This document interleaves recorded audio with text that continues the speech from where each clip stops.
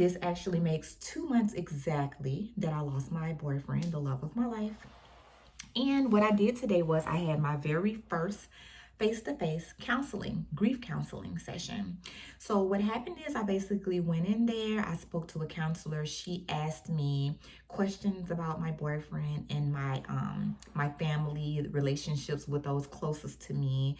And I tell you, the most healing part was being able to speak with someone that actually wanted to hear what I had to say, someone who did not interrupt, and someone that allowed me to get all of my emotions out without being afraid to be vulnerable.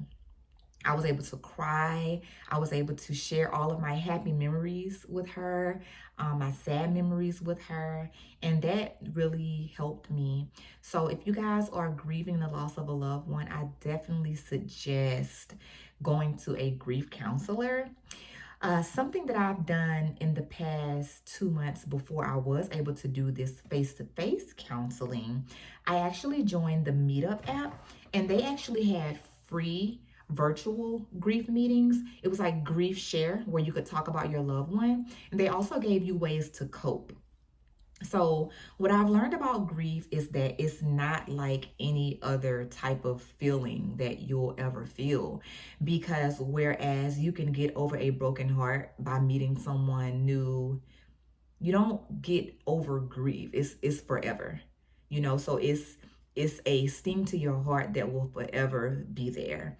And there may be some days that are easier than other days, but it's going to be there. And that has been the hardest thing for me to accept, being someone who always conquers any type of loss in my life. If I lose a job, I can find another job and make ends meet. If I lose a friend, I just review my life and say, okay, maybe this time it was time for this person to go. If I get into an argument with the person, anything that I've ever lost, I've been able to bounce back from it because it's like, okay, next, let's go. But when you're dealing with grief, it is not the same. You have to sit there through those emotions.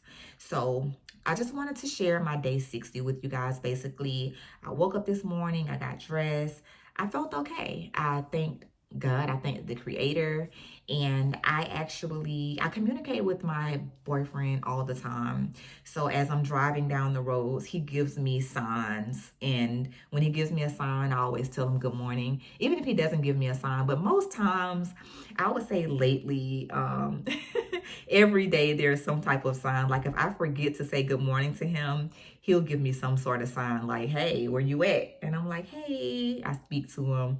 I pray for him.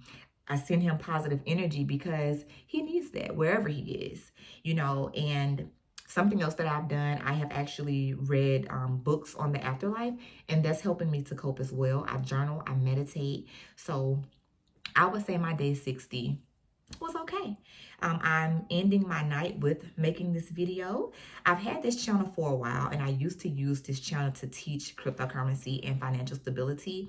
But since I had so many followers on here already, I decided instead of just leaving this channel dormant, I would share my grief journey with you guys. So if you have any questions about how I cope with grief, don't be afraid to ask me, because another way that I'm healing is through helping other people that have experienced a loss, okay? So yeah, I just wanted to share that with y'all. Day 60. I'm here. I'm making it. Take care.